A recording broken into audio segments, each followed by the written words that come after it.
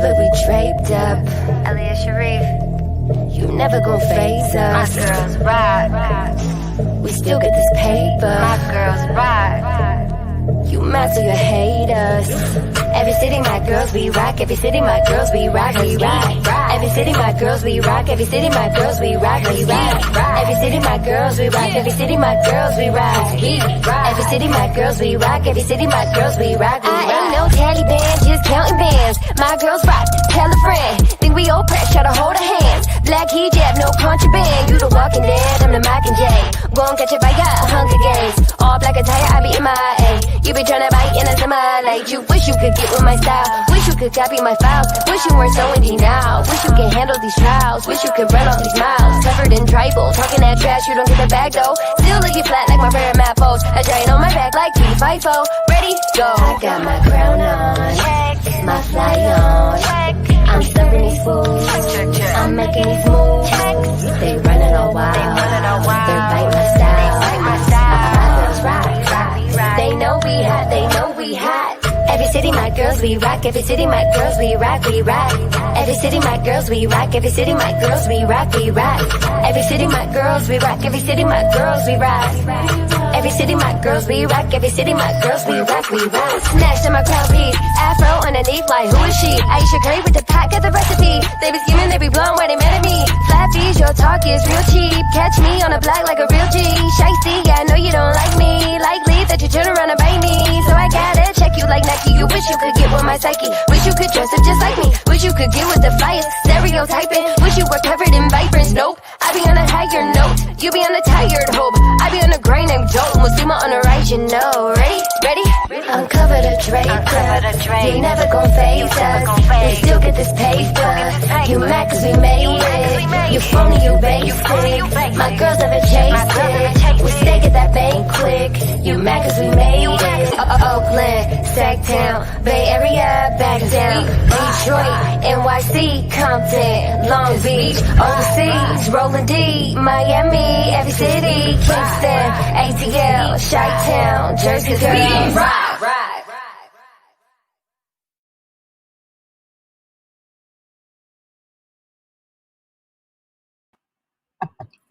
Assalamu alaikum. May God's peace be upon you. Welcome to She Speaks Volumes on New Freedom Exchange, your cultural expression for social dignity and community empowerment. This is your girl, Sister Marsha. Thank you for joining me for my inaugural show. I am so excited to be doing this, and I'm so happy that you decided to join me this evening. If this is your first time to New Freedom Exchange, welcome to the exchange, and be sure to join us for other shows. If this is not your first time to the exchange, this is for sure your first time seeing me without Dean and Imam Bilal. So pray for me, y'all. I think I got it, though. Also, let me know where you're checking in from in the comment section, and we're going to get started. Tonight's topic is renewal from within, self-discovery, self-love, and self-care. And joining us for this conversation tonight is my good sis, even though I'm just meeting her, but I already feel the good vibes. So my good sis, Kamilah Shuaibe. Kamilah Shuaibe is an entrepreneur, activist, and certified purpose life coach. Her experience is deeply rooted in community organizing for nonprofit organizations and youth advocacy work dating back over 2 decades. Kamilah's creativity, originality, and ability to connect with others makes her masterful in the art of manifesting individuals' visions into real-life experiences. Kamilah is expanding her vision with her company, #Love is Always the Subject. And I'm going to say that twice because I love that. #Love is Always the Subject, a wellness brand that harnesses the power of the written word to create self-care rituals that focus on self-love because our relationship with self is the portal for all healing. She's also the founder and executive director of She Win, We Win, a 501c3 organization dedicated to creating spaces for Indigenous women in business. She has faith that her work will support, motivate, and encourage the best in humanity by opening a platform where love is always the subject. And so without further ado, I'm going to bring my sis into the room. Assalamu alaikum. How are you? Assalamu wa rahmatullahi wa barakatuh. How are you? I'm doing well. I'm so excited that you are joining me for this well-deserved conversation. Yes. I remember that I was thinking about what my first show would be like. And I was like, you know what? It's the beginning of the new year. It's the time that we all sort of pick for renewal and for doing something new. We come up with New Year's resolutions. We do all that kind of stuff. Yes. And how fitting would it be to have, in my mind, I was thinking, how fitting would it be to have this conversation with a life coach? So I just start hitting up my networks, and I'm a part of a group called Sisters in Service, and Sultana Whitfield is a member of that. My beloved Sultana, Shout out to Sisters in Service. Shout out, big shout out. Yes. Yeah. So I was like, does anybody know a life coach? And Sultana hit me right up, and she was like, you got to get Kamilah. And I was like, okay. And then I started to, I watched some of the things you had on Instagram, and I was like, yes, I got to send her something. Like, I got to see if she is willing to do this, because she would be the perfect person to have this conversation with. Thank you. Yeah. Thank you so much. I mean, it's an honor to be here. Like I said before, like creating spaces for us to share our narrative is like such a rarity. For us to find spaces of people who are of like mind is rare. So creating this kind of space for us to have these type of conversations, congratulations to all of you, all of those that are working behind the scenes and in front of the camera and everything else, that you moved on the inspiration that was put on your heart. So may Allah bless you in this effort, and that I can contribute even just a little bit to what is going to happen as you start to evolve and grow this platform. So congratulations. Yeah. Okay. We got so many people popping in the room. I'm so excited to see all the faces.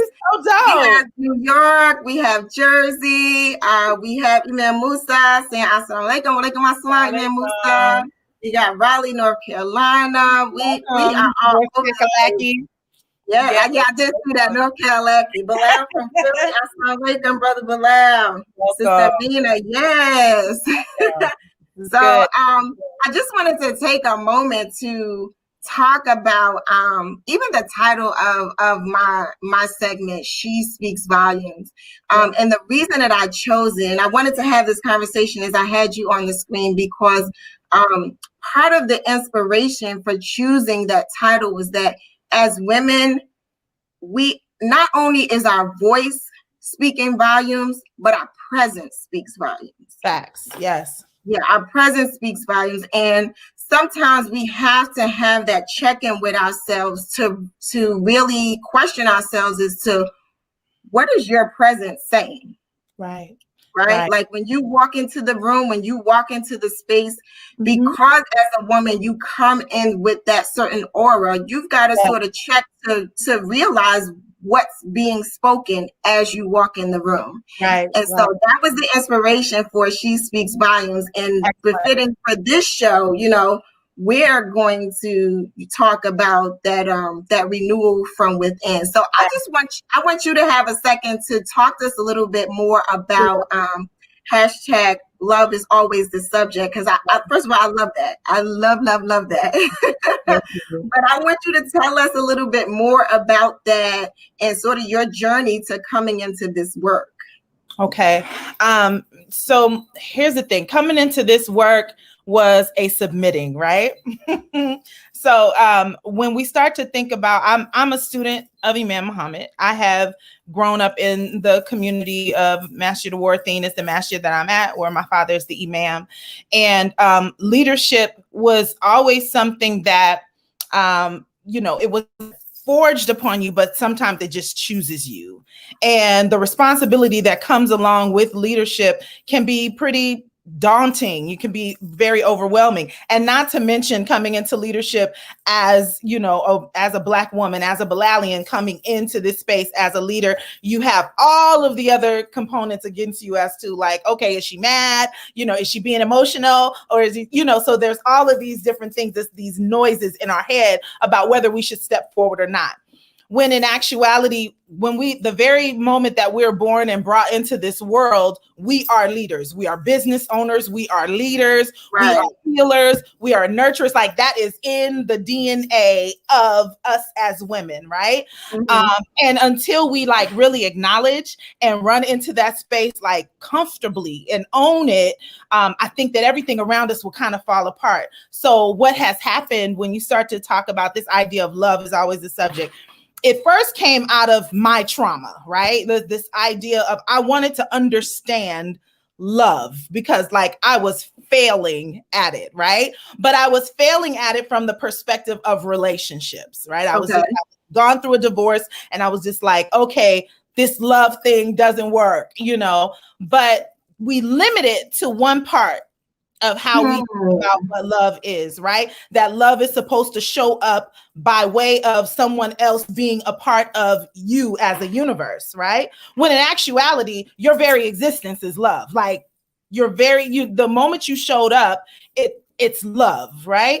When you received when Allah breathed this ruh into you, that was love, right? Mm-hmm. Like all of these other components we ignore about love because we're in this concrete world, right? And we forget about the fact that we're spiritual beings having a human experience. So we sometimes elevate the human experience beyond the spiritual experience, when in actuality, they need to be moving in tandem. And that's the balance in how we move. So when I started to like really investigate this ideal of love, I said, okay, well, what does Allah say about love? Like, what is this love thing, right? And how we see, and love is difficulty and ease, right? This hand in handness of difficulty and ease. I always use for women, the pairing of labor, right? I always use that as the metaphor for love, right? Because when you're pregnant with this inspired being, this inspired thought, you're pregnant. When you go into labor, the laboring event is the contraction and the release, right? Mm-hmm. Breathe through this whole thing. But when you're having the contraction, that's the difficulty. But at the same time, what's happening is the thing that you're trying to inspire is working its way out, right? So it's going on in tandem. If there was not love for this being that you're trying to bring earthside, you would just give up and just be like, no, I ain't doing it. Right. I'm gonna walk around with the baby in my belly forever, and however you do it, that's what you're gonna do, right? Yeah. So when this baby has to come earthside, the love that because you're thinking about this struggle of this inspired thought, right? And I want to say inspired thought because though this is a physical human being, it was a thought before it became manifest. This baby was a thought, and now this thought is manifest. And I want to preface it by saying that this is across the board in anything that you do. Anything that you do is going to be difficulty and ease. So this thing that's happening at the same time to bring this thought, this manifest thought out, you're going to have pressure, discomfort. You kind of adjust your body to do what it needs to do. You got patting on your head to make this come through. But because you love it and you know that what you're going through is just a microcosm of what they're going through to show up in order to give what it was supposed to give in order to fulfill their contract on this earth, you are like, okay, it ain't about me. Mm-hmm. It ain't about me. It's about manifesting this thought so that it can do the work that it's cut out to do. And I'm helping it come through. So that's where the ease is. This is where the ease. So then you have a break, like the squeezing and the break, the squeezing and the break. This is what life is. This is how life moves with any and everything that we choose to do. So in understanding that love is not always something that feels good because you like it. Wow. It's not, we always want the gummy bears, unicorns, and rainbows and cotton candy love, right? Yes, we do. I mean, it's like, yeah, that's what I want. But what we fail to understand is that you can truly live in this sober place of love when you recognize that love comes with an effort. Love is a verb. It's not a feeling, right? It's a verb, right? You like our ancestors loved us. And the reason why they loved us is so that we can have this opportunity to do the things that we're doing right now. This conversation we're having right now could not have happened had there not been the love of our ancestors that said, I want my baby to be able to speak up whenever they want to, however they want to. I want my sons to be able to be leaders and to own a piece of their share of this world. That's love. But they did this not knowing if they would even see it. Yeah. But they knew they loved themselves and those that came after them so much that they said, we're going to get out here in these streets. We're going to fight. We're going to march. We're going to save our money. We're going to buy property. We're going to learn how to farm. I'm going to teach my children what I learned and how I learned it. And now here we are. Here we are reaping the benefits of that very love that has shown up as a result of the action that has come through. And know this. Those ancestors are receiving the ease because we give them our prayers. We pray for them and we tell them like, thank you for giving us this. When we say Rahimallahu, we are saying like, you know, may Allah's mercy be on you because I would not be here without the work that you gave me out of love and for me to be able to exist in this way right now. Right. Let me tell you something. Let me tell you something. Like, I'm over here stomping my foot for you right now. Okay.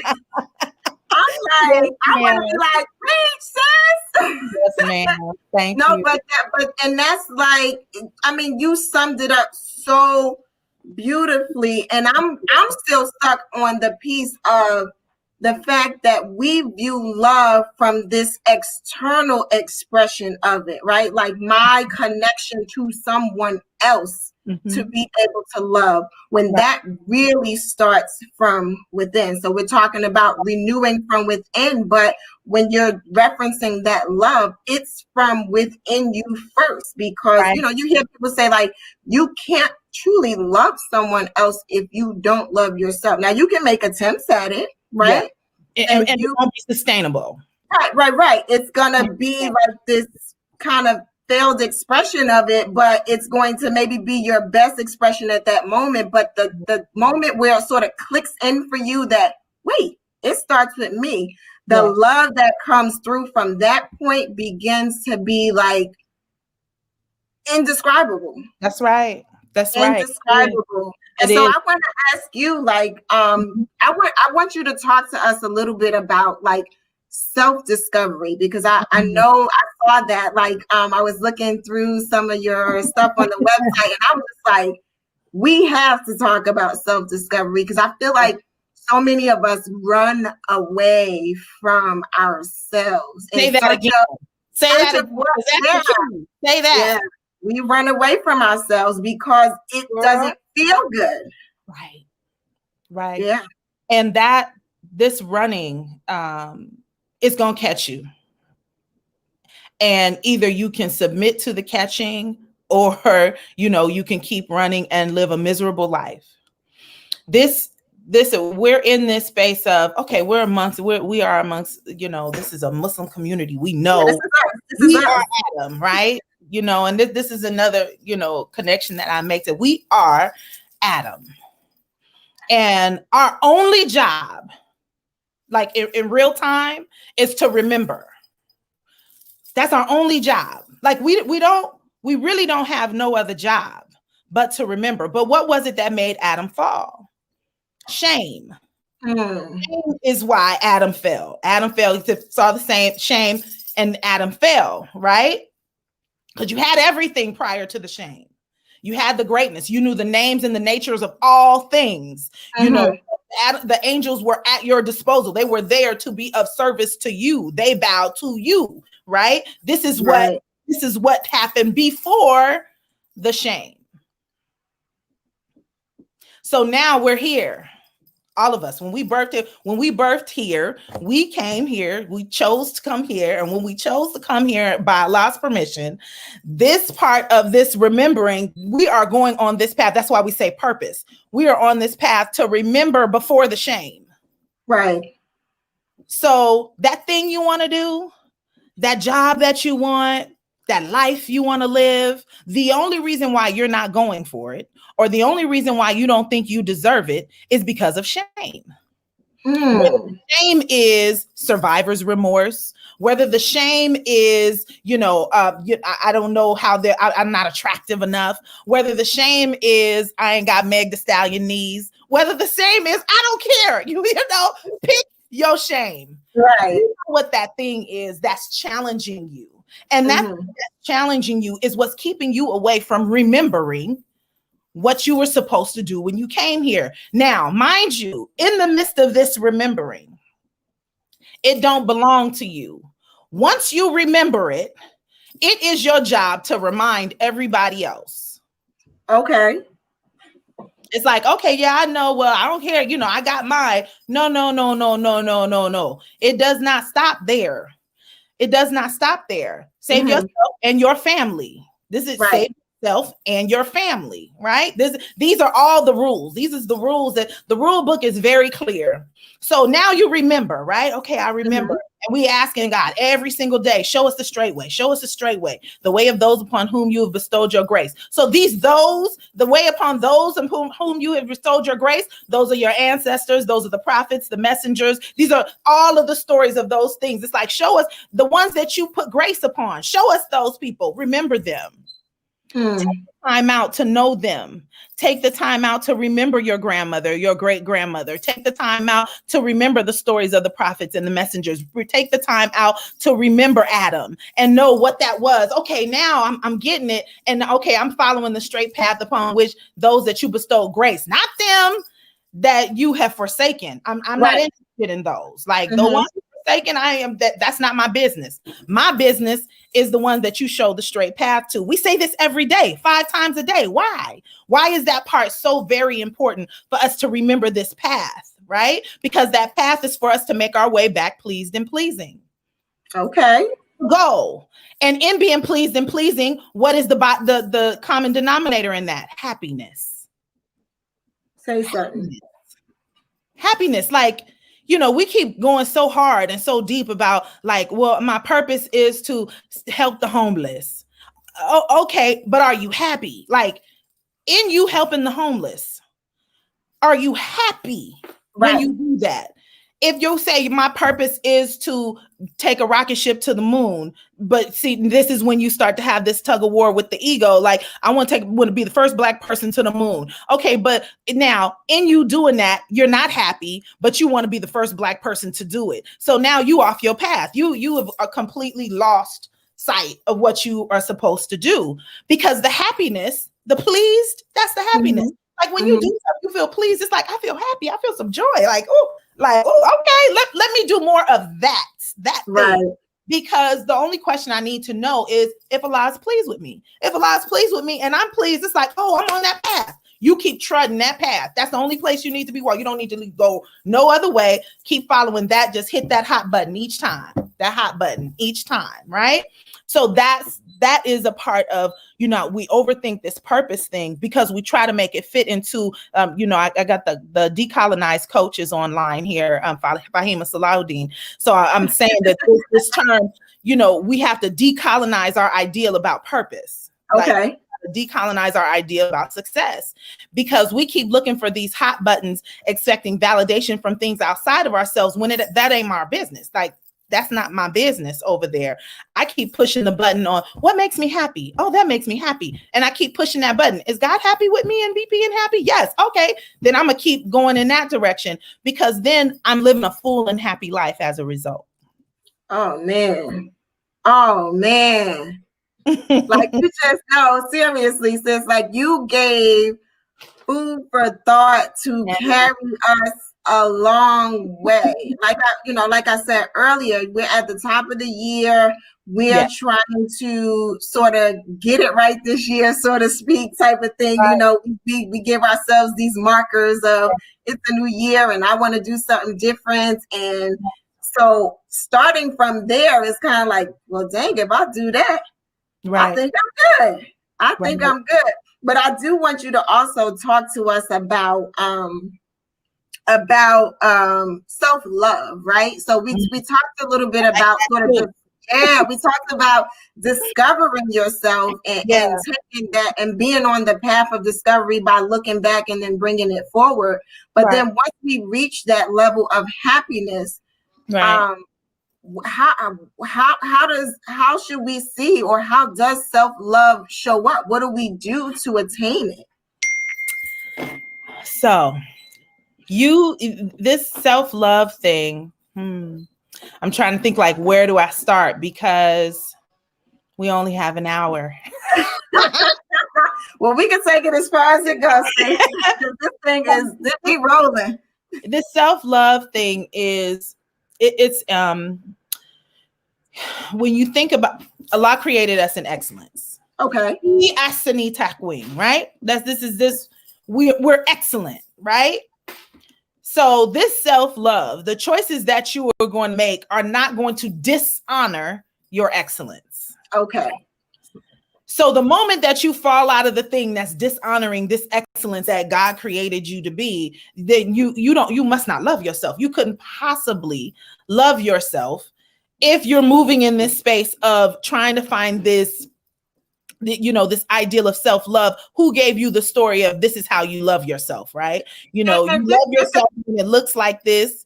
Go ahead. Well, I'm sorry. Go ahead. No, I just wanted to say, and for so many people, that's hard for them to swallow. That if you're doing this, you have some issues with loving yourself. Right. Everybody can't hear that. It's very hard to hear that and accept it. Yeah. Yeah, it's very difficult because it requires you to now drill down and do the work as to why. And usually it's kind of steeped in trauma or steeped in, something that has happened that made you second guess your excellence, right? So Allah says when we come, we came to this earth Muslim. It's our parents, it's society, and everything else that makes us otherwise, right? So we came here, like you can learn a lot watching a baby, right? You can learn a lot watching a baby. They could sit somewhere with the simplest of things and find joy and just be happy. They'll watch you walk across the room and giggle. They're very clear about what they want and what they don't want. But somewhere in there, we taught them not to be free in setting the healthy boundaries about, no, I don't want that. I want this, I need comfort. Like, we don't verbalize these things. I need comfort. I want to rest. I need to take a moment to self-care and get lotioned up. I like when my mom swaddles me. They don't have the words, but the cry is the thing that caused the parent to act. Like, okay, I need to fix this. Let me see what's going on. And sometimes they go down the Rolodex, but after a while, they realize, okay, at 1 o'clock, this is when it's time for them to take a nap. At 2 o'clock, they're ready for a story. At 5 p.m., we're getting ready for bed, because now these babies have set the boundaries and they running things, right?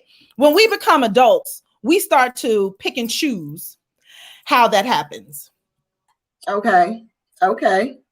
Because we don't want to make other people uncomfortable. Ouch. And other people's discomfort ain't our business. For real. It's not. And I'm not saying this in a selfish way. I'm not saying this in a way that says, do what I want. I earn this. No.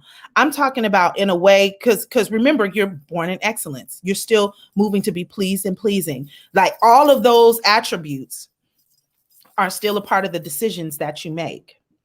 So if you are somebody, you're exhausted. Let's pick something easy.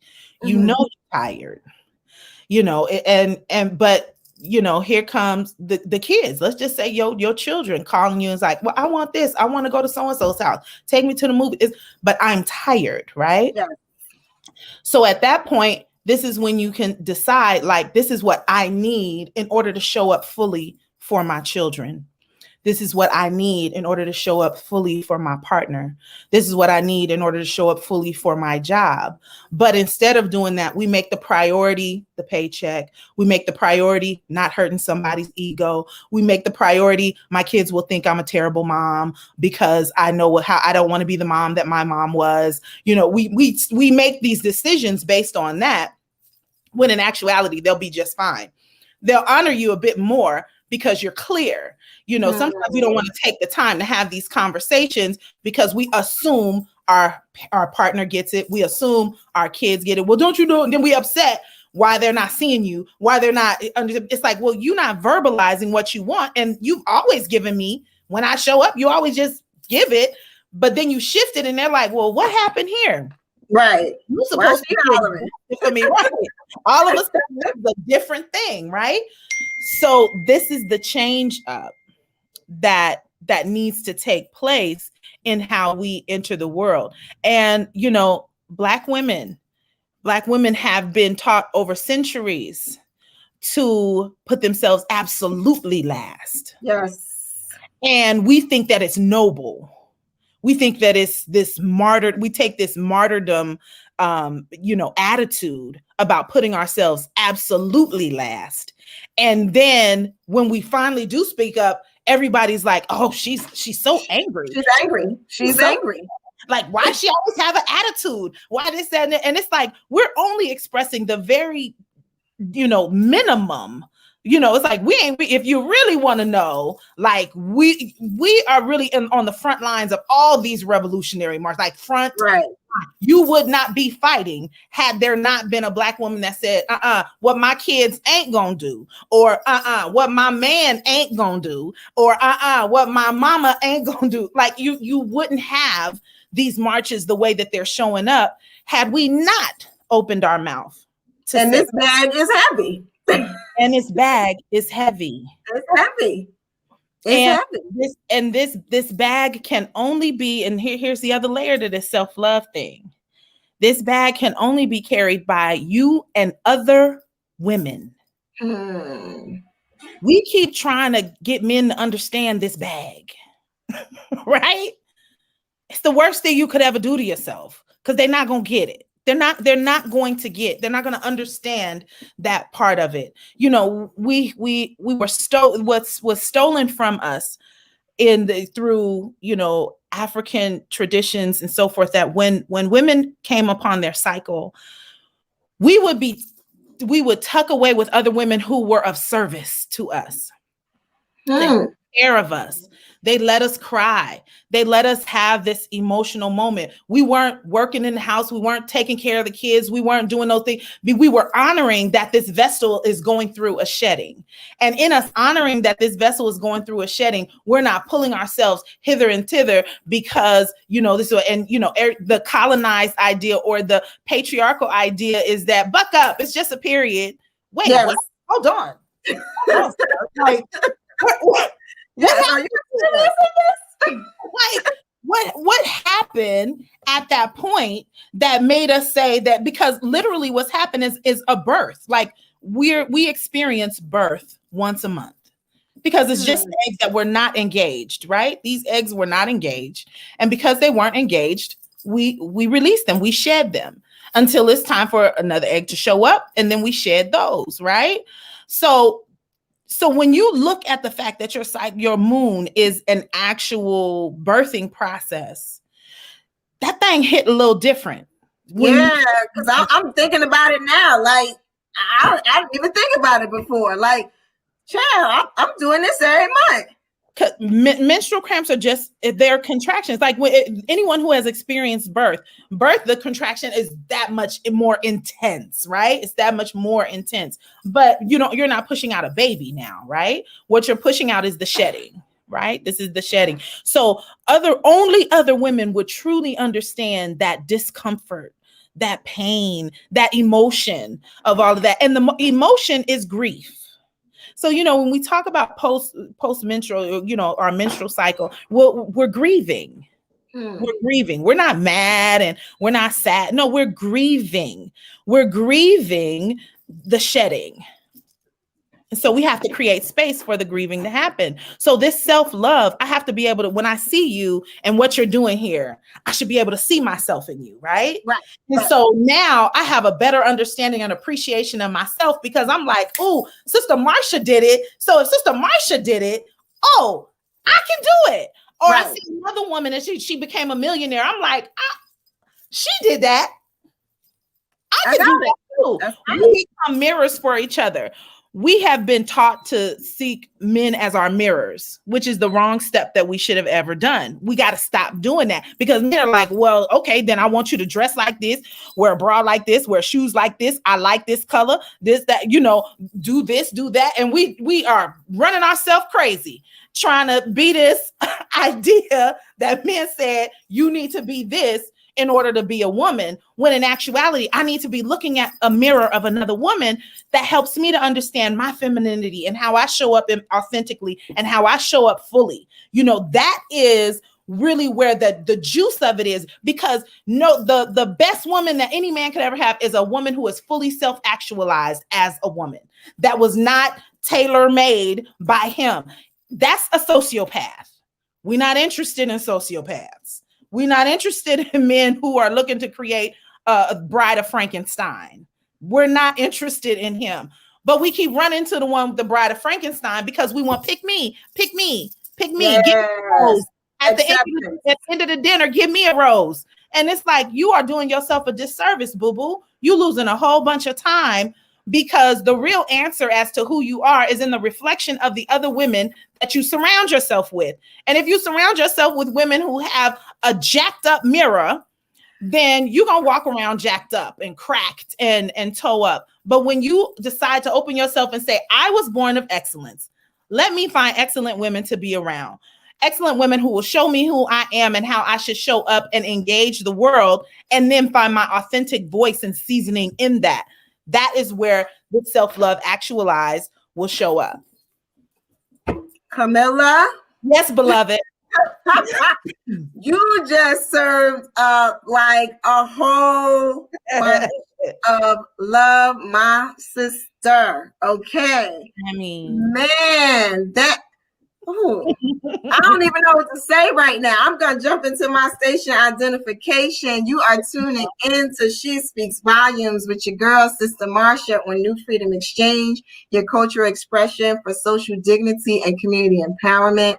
Tonight's guest is Kamilah Shuaibe, founder and executive director of She Win, We Win, and owner of hashtag Love is Always the Subject. Tonight's topic is renewal from within, self-discovery, self-love, and self-care. And let me tell you something, she is dropping it for us.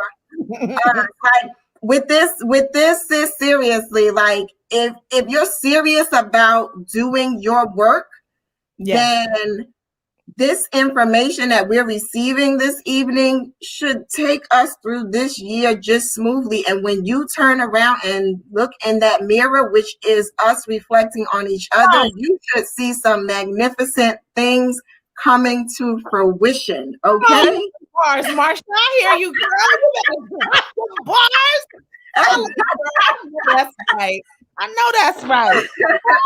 So talk to us about what we can do to participate in self-care, because you talked about that, right? Like, we carry these bags and they're heavy, and you said it, as Black women, we kind of just carry it and be like, I got it. Like, that's like a trophy. That's a real trophy. Like, we be carrying it like a trophy. You really said it. It's true. We do. Yeah, it's a trophy. Like, if the more I can juggle, I'm like the queen of the universe. But what can we do to start like loving on ourselves and really caring for ourselves so that we can be those trophies, quote unquote, but not have to be so bogged down with it? Yes, ma'am. Reintroduce yourself to the ideal of choice, right? So when we're out of alignment, there's two: choice and the joy, right? I've been on this whole thing about joy, right? Joy has been like a real big one for me. So if happiness is the cake, joy is the ingredients, right? You want to achieve happiness, you need to be able to identify joy. Identify what are those things that give you joy. So I have this, I call this my joy cup, right? Because I have and anyone who's who's heard me talk about this cup, they know I'm like really serious about this tumbler, right? But when I drink out of this cup, I mean, it's just like, I don't know. I really need to go back into my inner child and figure out like, why do I have this thing about these cups with the straws, right? Right. And so, you know, when I drink, I noticed that in me having this tumbler, I've been drinking more water as a result. I've been saying to myself, now I didn't do this consciously. It just so happened that I started drinking more water. So now my body is being nurtured and hydrated. I'm consuming more water as a result of this cup. But I just wanted the cup. The goal, the intention for this cup was not water. Right. The cup was like, you know, when I sip on it, I just enjoy sipping on a cup with a straw, right? So, but the ripple effect of these things from me drinking the water, my body, we benefit from drinking water. And I noticed that after I get at least a gallon of water in. Now, mind you, I have been having the toughest time. You know, everybody say, get a gallon of water in, get a gallon of water. This is what people say all the time. I'm like, okay, I bought the big jug that got the drink this much by 11, drink this much by 2, drink that. So, cause I was like, yes, I'm gonna do it. And I never finished. I never got through it because that jug, you know, it didn't inspire me to want to do it. But I fill the jug up and then I just, you know, put the water now in this. And by the time my day is done, I've drank 4 of these and I've gotten my gallon of water in. Mm-hmm. So when we think about things that bring us joy, so like exercise, right? We think about exercise. So right now I'm like on this whole health journey, right? So when I think about exercise, at the time that is going on, you're like, I'm really not feeling like doing this, right? Yeah. Not in the mood. But then there is a natural expression of the endorphins and all of that stuff that you feel good afterwards, that it's like, oh, I'm so glad I did it. And you start to encourage yourself. You start looking at yourself different in the mirror. And, you know, it's like things start to hit a little different and lay nicely. And so it's this ripple effect that happens and you're pleased with yourself, right? Same thing with anything that you choose, that these little small things that you choose that give you joy. How do you find laughter? You know, but identifying those things that give you joy, it creates the bigger picture of your happiness, right? So these things of self-care. Self-care is not a spa day. Okay. Self-care is not a bath. Those are joy. Those are pieces of joy. Like, you know what I'm saying? So those things give you joy to bake your happiness cake, you know? So manicure, pedicure, yeah, that gives me joy. So yeah, you should have that list. Those are your happiness things. Self-care is the prayer. Self-care is the fasting. Self-care is the charity. Self-care is the giving of oneself. But see, in you doing that, this is why Allah is so amazing and so awesome, because your body gives off a natural high. Okay. Doing those things.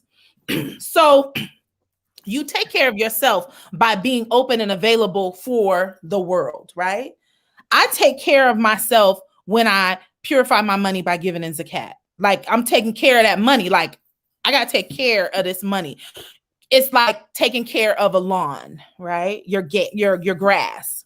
Mm-hmm. You don't just sit there. It's like, oh, that grass is beautiful. You like it. You know, it makes my house look nice. No. You're going to get that lawnmower, that self-care. You're going to cut that lawnmower down. You're going to mow it down. You're going to water it. You're going to make sure you got the right soil. When you see a little yellow patch, you're going to give it what it needs in order to make sure that it stays consistent and well done. And then you're pleased as a result.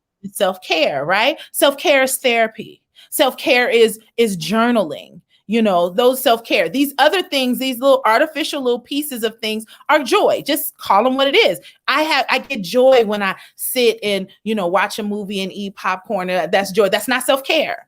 That's joy. And that's joy to build your happiness, right? So the self-care is very intentional.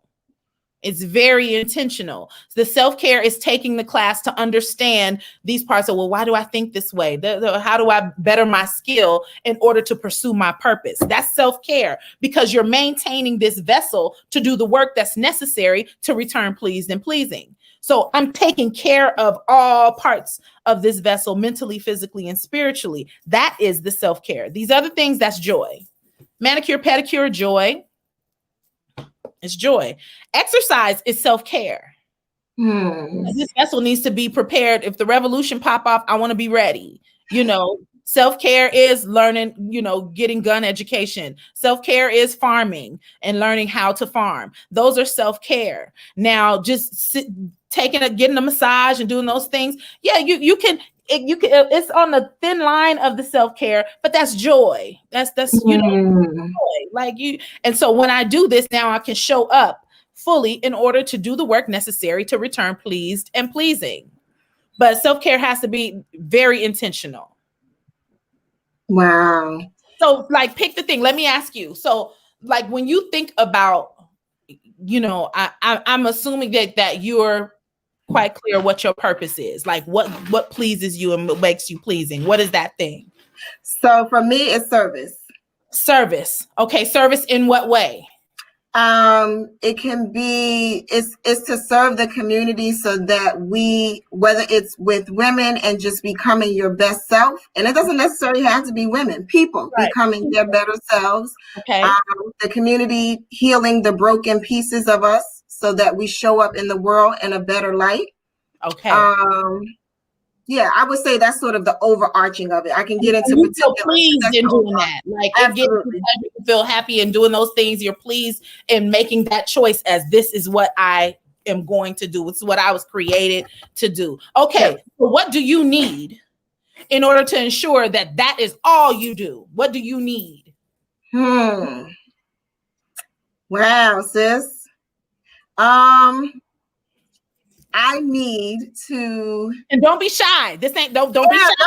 No, I'm actually internalizing right now. No, I'm actually internalizing right now because it's when you ask me that question, I have to go within myself and say, well, what would allow me to do that in a better way? I need to be able to be freed up from a 9-to-5. Say that. Which is what I work right now in order to do what my purpose is wholeheartedly and fully. Okay, so now pause right there. Okay. So the self-care is getting rid of that doggone 9-to-5 so that you can do this thing that you're saying is your purpose full time. Now, so the self-care is the planning, the strategizing, the saving the money, putting together the plan. How am I giving myself the time to be able to release that? It's not to rejuvenate yourself in order to give that 9-to-5 job more of yourself that they don't deserve. See, we're looking at self-care like it's supposed to be that thing that gives us the energy to carry somebody's bag. And we've been conditioned to do that. And we have been conditioned to do that. We have been conditioned to say that the way that you self-care is get you a good nap, have somebody rub on you with a good massage, and then you wake up and go back to the plantation so you can continue to pick the cotton. Yes. Wait, what the hell? What part of we got away from that, right? What part of the game is that? Yeah. Right. So that's not self-care. That's joy. You just finding your black joy, off the plantation until it's time to go back. Self-care is creating the space and all the things that you need in order to live fully in your purpose and live fully in your happiness and show up in just that way, because now you're showing up full all the time. How do we do that? How do we get to that place in order to do that? That's where the hard work happens. Yeah. That's where it gets terrifying. But I like that check. Oh, I like that 401k. Oh, I can't, but I couldn't imagine making money just talking to people online. We just come up, this self-accusing spirit will show up and just tell you all the reasons why you're not supposed to, even though God put you here specifically to do that. But you listening to this fool in your head saying that, oh, yeah, well, I'm not supposed to do this, not supposed to do that. But God said, look, no, hold on. I brought you here to do that. I brought you here to do exactly that. So if I brought you here to do exactly that, you think I'm going to forsake you? You think I'm going to leave you in the desert and not allow you to see the well after you run the 7 times? Why would I do that? Why and we get so stuck in that fear. We get stuck. Right? That just was so loud in my brain just now, fear. Right. Like we bump right up against, we see the vision, we see the dream. It excites us. Yes, we it does. like get that feeling of like, you talk about the butterflies in your stomach and you feel the vibrations on your skin, but then you come right to the edge and you're like, how I'm gonna do that because I gotta pay these bills. Right. Because at that point, you say, I believe in God, but I don't believe God. True. At that point, that's where we're at when that happens. And that's so, I'm so glad that you said that. We are going to go over an hour. I know we are, and I don't even care about it.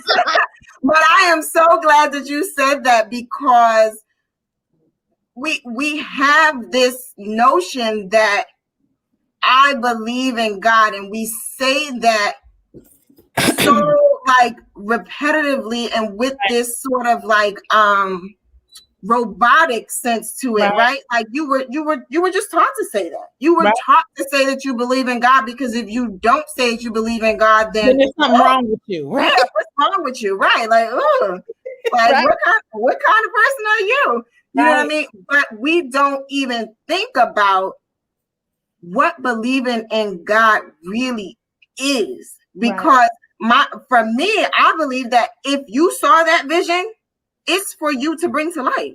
Come on with that. Hold on. Don't run over that. No, I'm dead serious. Yeah, if you saw it, it's yours. If you saw it, it's yours. Yours. Yeah. I need everybody that's listening to this to really pay attention to that, because see, now we're talking about vision. Let's get into the vision. Let's go to vision. Here's the thing about the vision, because the vision is a part of the remembering, right? This is a part of the remembering. It's like you see it. That's why people, when they create vision boards, right? You can create that vision board all you want to, but if you're not ready to put the activating energy into this vision board that you're creating, then it's just fluff. It's just something to do. It doesn't do that. But when you are very clear that this vision, it's like that vision came from somewhere. It's just an inspiration. That vision is your purpose. So when you get it, it's like either you going to say, we hear and we obey, or you're going to be disobedient. Now, like really, we're going to choose to just be disobedient after the vision was given to you. And it's like, look, here it is. Bam, you asking me, right? Here's the vision. And it keeps coming to you. And it keeps coming to you. Yeah. This is what 2020 was about. Allah don't make no mistakes. Let me tell you, I don't make no mistakes, because everybody saw very clearly, I'm living with this person and I don't like them, or I'm living with this person and I love them, or you know what? I realized maybe I don't really like my kids, or maybe I'm like, this job is not as fulfilling as I thought it was, or I am expendable. Like all the visions and truths for everybody's life. And one person that went through, if you still living into 2021, in 2020, you saw very clearly what your life is or is not, whether you was doing it for the gram or if it was like real life. So this 2020 vision, listen, that was the vision, your life. So now you see what your life is, and you're going to decide either I'm going to hear and obey, or I'm going to be disobedient. And so what you whole another year of it, and we still trying to figure this thing out. I think 2020 was the best year I could have ever had. That was just me. That's my experience in 2020 was like, it was bomb. Like, do it again, Dad, do it again. Like, it was bomb for me, because was it uncomfortable? Absolutely. Did my rib cage cracked? Absolutely. Like all of those things. But if it was a mercy for me to be able to identify the things that needed to be done, because I want the pleased and pleasing. Like, I want all the good stuff. Give me all of it. Like, I want all the good. Whatever is good, I want it. I feel like I deserve it. All of the hurt and all of the disappointment and those things that I've gone through. Okay, you went through it, but what's supposed to come through you as a result of what you went through? Yeah. So, embrace. Yeah. And you know what? When I think about all that you just shared, what came to mind for me is that your choice to embrace it versus to not embrace it is really an expression of your level of faith. Mm-hmm. It is. It's definitely expression of faith. And then it's also, this whole idea of, I always say that if you have to ask yourself, what would so-and-so think, you're already out of alignment. If you have to ask yourself, well, what would my husband think? What would my kids think? What would Allah think? Like, what would your Lord think? If you don't, like that, we need to go from like there, because at that point, that Allah's not going to ask you to do anything to harm yourself. You know that inner part of yourself, your heart is not going to tell you to do something to harm yourself. And if something that you're hearing is something that is going to make you to harm yourself, that's not from Allah. That's just not. It's not. Allah said any good that's happening in your life is from me. I'm telling you, it's from me. All that other stuff is from your own spirit. It's from your own soul. It's from your own soul. So if you're not willing to, and God don't lie, let me just throw that out there. God don't lie. Ain't got no reason to lie. He ain't got to prove nothing to you at no point in time. He don't owe you nothing. God don't owe you nothing. Like he gave you all the tools necessary, and you got all the answers inside of you. So as a result of you having all of the answers inside of you, he said all the good stuff, I gave you that. You got it. It's yours. Anything that happens negative, ain't no needing you saying, why, God? Why, God? No. It comes from your own soul. Man. Because even in the fighting is love. Like we be like, well, why I always gotta fight? Why we gotta be out in the street? The revolution, it be the thing that you don't want will be the very thing that that you need. It may be a thing, what it says, that may be a thing that is bad for you, that you don't like, that is good for you, right? And it may be a thing that you think is good for you, that is really bad for you. So it's like revolution is a part of that love. Revolution is a part of that purpose. Because we know this whole situation now with this matrix right here is very temporary. Yes. Temporary. And so what are you building for those that come after you? You trying to be like, well, at least I got my 401k. I'm not tripping on whether my son or daughter can vote later on, or whether my son or daughter has to fight for the abolition of the police department. I need, I need to be the abolitionist for this era right now, so that this stuff that I'm going through and seeing on a regular basis, my great-great-grandchildren who are a thought right now, a thought that will soon manifest. I need to believe that they need to be able to show up here and this stuff is done. Like they're not having to experience this part of the trauma and the stressing of what it is. Okay, I got to say this. So even in that very moment of what I'm talking about our children, right? Mm-hmm. The buzzword right now is generational trauma, right? Yes. I don't like the term curse because it feels purposeful, right? I just don't like that.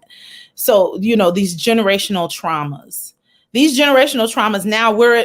now our ancestors have paved a way for us to be able to now recognize that, okay, it's time for this thing to be broken with me. Like, everybody want to say I'm the last, I'll be the first millionaire in my family. I'm breaking the chain of poverty. But, we always want to connect it to money. Right. Mm-hmm. And when in actuality, it's like happiness. Like who happy in your family? Like who is happy? I don't even care if they're living in a studio apartment. Are they happy?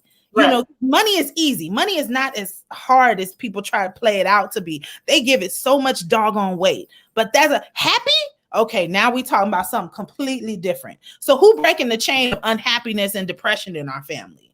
If that's the generational trauma that's coming down the pipe and you're here and you're like, okay, like, why am I given the responsibility of doing that? Because you're equipped to. Right. You are equipped. You now have the equipment necessary to break all the generational traumas. You do. So it's not like, oh, why did they give me that? No, they didn't give you that. They were surviving with what they had. And now it's your turn. And you are becoming aware of it because now it's your task to break it down. It's your task to end it, to break these chains, because what are you trying to do? You're trying to pass that very thing on to your greats and carry it on over and over and over again because you're afraid to fight the police? Like, really? That's what we scared of? We scared to fight against this political system that has consistently oppressed us, but because you benefit from parts of this white supremacist structure, you like, nah, I can't damn it. Ain't doing too much. Right. It's like, is this what we doing? Like, is this what you really trust, as opposed to the God that put you here in order to follow this path and live out your purpose? Who? Sis. Yes, beloved. Man, you are spitting all kinds of fire. Okay. But it's much needed. It is so much needed. Like you said something that I have been saying lately to people when I speak to them or when they tell me about something that they come up against. And I'm just like, one, that you don't get something that you are not equipped to handle. But two, that's right. It's already inside of you. It's already inside of you. You know, we quote so much. We quote Quran, we quote Bible, you know, God don't put too much on you than you can bear. But like the reason that is that way is because, and the reason you can bear it is because you already have. it. You better say that. You already have it. You better you say already that. Have it. Yeah. And so the goal is for you to now do the discovery so that you realize you have it. Now you learn to work the tools that you already have. You better say it. And then you become who you need to be for whatever the circumstances or for whomever, and more importantly, for yourself to show up in the world as this magnificent being that the God that you say that you believe in created. That's right. Right? That's right. It's a fact. It's a fact. I'm so glad that you said that, because it's just so true. And I know that, you know, us having this conversation is, you know, these are things that we have worked on and worked through, right? And like I think about like my mindset about how I feel about happiness or how I feel about joy and how I feel about self-love. You know, it wasn't like this voila magic. I woke up and boom, there it is. Like it's, you know, it's still evolving, you know, and this is why I have to go back to this idea of having your safe spaces with your sisters, your safe spaces with those that will allow you to be vulnerable in those times where you're just like, I don't want to do this no more. Like, can't I be ratchet like everybody else? Like, can't I have my little ratchet day? Like, I be trying to get like, because I just find trouble to get right, to just get into and in that space of, you know, really recognizing that that's not the part of what it is that you really want. You want some kind of relief. That is, you know, when you start to think about the self-care, it's not that self-care. You want to find the joy. You want to look for where are those pieces of joy. When you start to feel that exhaustion, it's like, okay, now I got to find the joy, because that will help me to fill my cup, to do the things that I need to do, because the self-care is the farming. The self-care is the farming, you know? And so striking that balance of what that is, because there's no way for you to get to that happy until we release those things that's keeping us away from living out our purpose on purpose all the time. Like, it's not like this voluntary, I'm helping the masjid on the weekend, but I work 5 days a week, and then I'm planning the banquet, and then I'm doing the youth, you know, events, and then after I'm done with that, I got to go back to work, so that it frees me up to do this volunteering. No, that you have flipped the script in the wrong direction. You can be able to create that. If you're passionate about that thing and you're not doing it because your ego says, I want people to see me at the masjid. Oh yeah, she's so good with the youth, or she's so good at this, that, and the other. We're not interested in that. Like, we're not interested in no parts of that, because you are serving us from a dirty vessel. And so till you show up with a clean vessel that says, no, I really want to do this. Then that's when you release all of those other things. And let me preface in saying this, not everybody is supposed to just like, not have a job. Some people love their job. And if you do, fantastic. I think that's beautiful. There should be people that love their job and show up and do the things that they love to do. Absolutely. If that job is allowing and affording you to be able to live out your purpose fully, don't leave it. Stay there, do what you need to do, and stay a part of that because it is helping you in pursuing your purpose. Now, if you just have a job just for the sake of T-Mobile, rent, PG&E, Xfinity, Apple iPhone, if that's why you have that job to give you the tools to do the things that it is that you need to do, you out of alignment. You will never find happy with that because you're pouring it into that and you're now a slave to those things, and not being a servant to the creator that put you earthside to do a very specific task, very specific. Man. Like, let me tell you something. I can have this conversation with you into eternity because I just love to have these conversations where we're really sort of like digging into those deep crevices of ourselves that we don't really ever want to touch because, that's just so uncomfortable and it's scary. Like if I try to like look myself in the mirror and see some ugly stuff, I don't want to do it. Right. It's uncomfortable. It's uncomfortable. We never want to admit to ourselves that there are some parts of us that really need some work. Right. But the truth is that's a mercy though. But even that's a mercy, right? Okay. Like that is a mercy because, it's like a symptom to a cold. They said the worst illnesses are illnesses that have no symptoms, right? So, but you're sick. Your body is sick, but you're functioning like everything is okay. So symptoms are a mercy because it shows you where to poke and prod, where the medicine's supposed to go, what needs to help in order for you to be healthy, to be healed, to be able to function. So the same thing when we look in the mirror and we see ugly parts of ourselves, it's just a symptom. It's a symptom of a thing that needs attention so that you can show up whole. So when you see those ugly parts of ourselves, we got to look at it as like, okay, if you were walking around with a runny nose, would you want somebody to tell you, or would you just be walking around living your life just fine, but you got snot all just running all down your face and but it means that there's something wrong. So it's like, okay, I need to pay attention to that, heal that, clean that up. That's the same thing with our character, same thing with our heart. It's the same thing with the relationships of people that we have around us. It's the same thing about, the things that we choose that we shouldn't choose. Why are we choosing that? Do we feel that we deserve it? Are we worthy? All of these different things. So those are symptoms. And Allah is saying, look, I'm showing you judgment before you even transition and return to me. This is what you need to clean up. You want them books right? Get the books in order. Like get the accountant together, right? So in you doing that, it's the symptoms of showing that, okay, you lied too much. Oh, you be thieving. You be looking for a shortcut. Or you operate in your lower self. And all of these are symptoms. And so you have to be like, okay, do I want to fix that? Like I have an opportunity to create heaven on earth for myself by handling those things right here and now and finding that joy and that happiness for myself.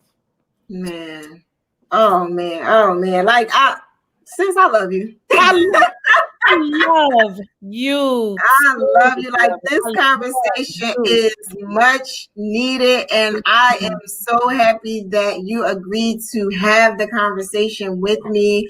I thank you from my being for just being here with me and doing this. Before we close out, I want to know if you have any closing remarks you'd like to leave with our viewers. I don't have anything specific. I would say that, be okay with choosing yourself. If Allah chose you, you can choose yourself. Be okay with that. That's yes.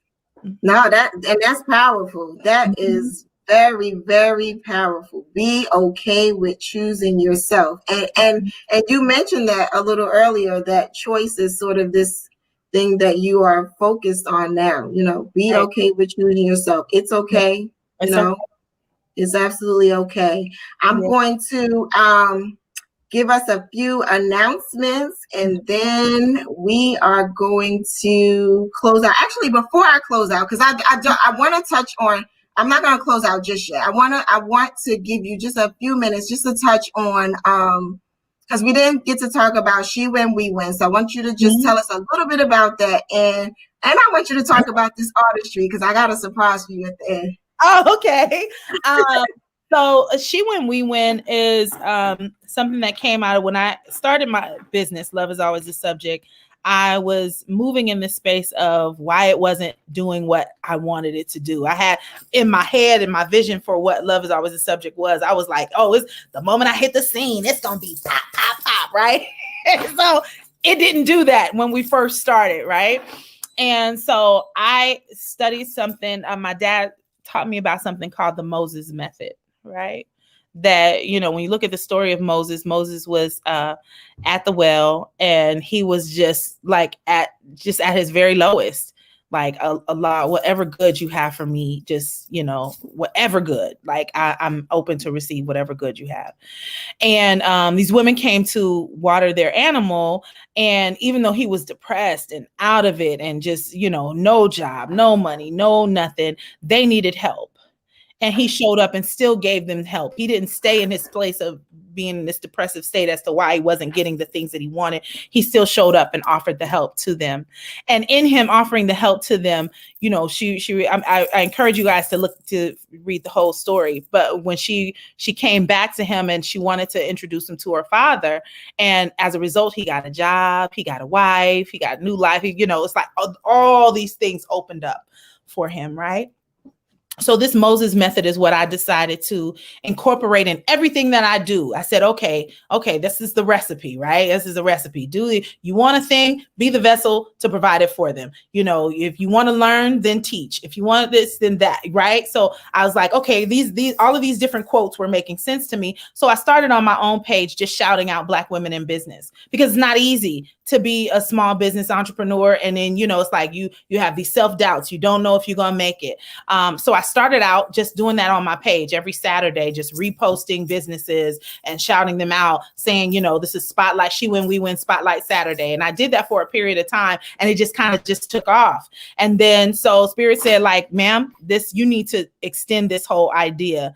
And it became a nonprofit organization. And initially I was just going to create a marketplace for women to promote their business, because in the vending space, you can go to a vending event and nobody's coming in there, and you're struggling to make the money back for the booth that you paid for. You pay for a booth that's $500. You get the inventory that's $600. So you spent like $1,100, not including tax, whatever else. So about $1,200 for this one event. And then you go to this event and nobody's coming in there for you to at least break even on the money that you invested. So I said I wanted to create a marketplace where these women can vend and not pay for it. I didn't know how that was going to happen. That was the vision. And I said, okay, Allah, you got the recipe. However it's going to happen, it'll happen. And it did. And it was packed, like wall to wall. All of these women, we just set up a number. I found a venue that I could afford. And I vended there too. So we did, you know, I made just the money back in order to make the event happen. COVID hit, and then we moved into the virtual space. This virtual space is now on our website, where we do it. We're going to have one called our first one was called the May Day Marketplace. We're going to do it again. Then we have Juneteenth. We do one for Juneteenth. And then we have one called the Holiday Experience. And so I decided that we're going to just continue to do that, and have that space for them to run the traffic of other businesses to be supported. So and now we're in a space of where we do a school. We have something called She Win, We Win Flight School. And our beautiful logo is a beautiful butterfly that I had done by an artist. And the butterfly is like, it has on the wings are faces of women, right? Because it's like, you can only, like, we get further together. it's just a fact. It's no, I can't even, anyone that want to tell me anything different, you a fool. Like there's no possible way that we as women can elevate without the support and the help of other women. So this is where She Win, We Win came from. And so now this collaborative activity, as far as having a flight school, is really working with other women to create a safe space for them to get the tools necessary in order for their business to succeed, to get rid of this idea of self-sabotaging and second guessing and, operating from a place of lack, because you literally can have whatever it is that you want. You just got to ask yourself, do you deserve it? The moment you say you deserve it, you're going to get it. You're going, whatever it is, I don't care. You name it. Do you deserve it? Yes. Okay. You're going to get it. But you have to move in the space knowing that. So that's what we do is we work on business from a mindset of not just identifying a colonized ideal of success, but through a sisterhood of success. Oh, all right. Girl, you doing some big things. But I'm not letting you out of here without talking about that singing, because I saw you. Oh, really? I saw you. I was like, okay, sis, I see you. I haven't sang in a long time. I was like, okay, she be out here doing these covers, and this sound good, girl. A little bit. That was singing was my healing season. That was a healing season for me. And I've been contemplating kind of playing around with it. I've been finding extra something. This thing about joy is that when you find little pieces of joy, like it opens up, it's like an avalanche of additional joy that comes your way. And even with that, there's a lot of responsibility that also comes with it. I see my assistant is in here. I got to shout her out because okay. My best friend, Aisha Williams Islam, like this thing, when I said to you about the ideal of that's the She When We Win on Instagram. And then Love Is Always the Subject is my Instagram as well. Okay. The thing is, when I asked you the question about what is it that you needed to pursue your purpose, right? Mm-hmm. Yeah. I knew that, Aisha was one of those that she was on my list, right? I didn't know that it would be her physically, but the ideal of, I knew I needed an assistant. I knew that, I needed to start to create this wealth to do. So the self-care, she is a part of my self-care ritual. She's a part of that self-care ritual so that I can do these things, like stuff like this. She's the one that handles my emails and allows me to be freed up to be creative. And then when I have these visions, she puts the crosses the T's and dots the I's to ensure that it shows up with excellence, that we show up with quality. And I'm grateful for her. She's a part of my tribe, so there's her, there's Fahima Salahuddin Floyd, who is also my confidant. So I'm naming these people because these are women who are just in my circle. There's my sister, my sister, Kamilah Shuaibe, who I stay motivated just watching her do the little things she do, juggling 3 children and getting her doctorate. Sometimes people don't think that we're really watching them, but we're seeing what it is that they're doing. My other sister, the Melanin Gang, Maisha Shuaibe, she is a ongoing nonstop hustler, moving mountains. And when I have a technical block, there's things, technology, I'm operating from my new little laptop, right? Technology is starting to zoom ahead of me a little bit. So I have to always stay on the corner of right there with it because it moves so quickly. So I really wanted to make sure that I acknowledge that my tribe of folks, and Anika Sabri, who is also, within this tribe of women. When we started on this journey, we made a pact to support each other to build out our businesses, right? And that was in 2019. And our businesses went leaps and bounds over that period of time. And we talked through the hard stuff. We looked at what worked, the rebranding, and, they helped me to be able to see the vision for my business in a different way because I was looking at it through tunnel vision about what I had in my mind. But they were like, no, you gotta look, you have the ability to do this. And sometimes it takes people to be able to see you even more than you see yourself, to bring out the best parts of you. So I have to make sure that I acknowledge that they are a part of moments like this that force me to really go into myself. And so that's my sister squad. And I encourage every woman to find who their sister squad is, because you're not going to survive this world without them. You're just not. You if you're trying to do it, you're suffering in silence, and that's not healthy. It's just not healthy. Shout out to the Sister Squad. Shout out to the Sister Squad. Okay, so again, sis, thank you so much for this. This was awesome. Thank you. I'm just gonna do a few announcements and then we're gonna close the show. So tomorrow, January the 24th at 5 p.m. My brother. Yes, on New Freedom Exchange, we're going to have Birth in a Nation, Growing into Community series with entertainer Imam Suleiman Salam Jr. So make sure you tune in for that. Sisters in Service, these are my sisters. And so we're presenting Iqra, Islamic Quranic and Reading Academy. It's an Islamic youth weekend school. We will be having an open house on February the 7th from 10 a.m. to 11 a.m. And then the actual sessions it'll be an 8-week session starting on February the 14th and ending right before Ramadan. And this is a venture to ensure that our youth are connected to the religion. We've been sort of talking about this for a while, and that there's this generational disconnect where, we think about our pioneers who were very connected to Al-Islam, and then we think about our babies who have very little connection to it other than their names and their relation to a pioneer. Come on. So this is a way to bring that to where it should be and make sure that our babies understand their purpose in this world and what the excellence that they're connected to. Yes. And then we have our community conversations. Our next one will be on January the 31st. And that's also at 7 p.m. Eastern Standard Time. Those community conversations are with Imam Rashad Abdul Rahman out of Atlanta. And this conversation is like male and female relationships. I'm not sure, but we have those kinds of conversations. And as Bilal would say, like, we get juicy with it. I'm here for that.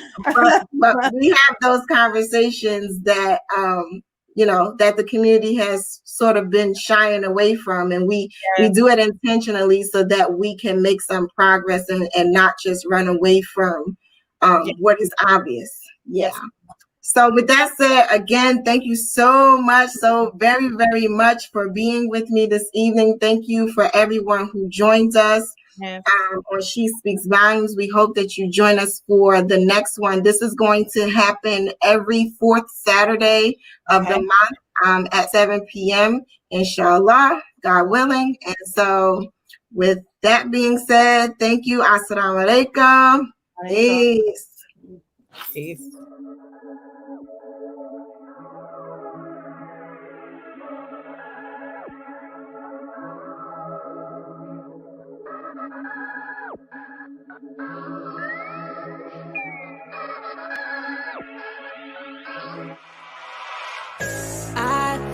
I've been misunderstood.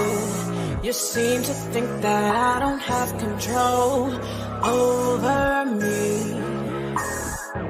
We make music. Lord, don't let me be misunderstood. It's not a scarf, it's a crown. I don't care what they say. It's not a scarf, it's a crown. I don't care what they say. It's not a scarf, it's a crown. I don't care what they say. It's not a scarf, it's a crown. I don't care what they say. It's not a scarf, it's a crown on, crown off. Either way, I be crown boss. I can't be defined by cloth. I'm queen of salute, take hats off. Them flavors, peach, grape, cherry. My bezzy make the crown heavy. When you empowered, you do what you want. They admire, then copy, Mitch Trump. I think I've been misunderstood. You seem to think that I don't have control over me. Yeah, pull me from the West Coast on this one, huh?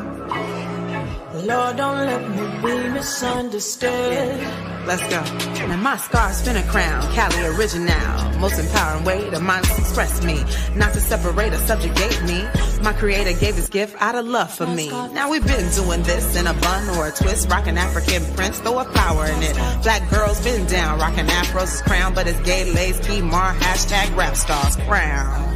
Don't care what they say. It's not a scarf, it's a crown. I don't care what they say. It's not a scarf, it's a crown. I don't care what they say. It's not a scarf, it's a crown. I don't care what they say. It's not a scarf. Let me explain some things about how it goes.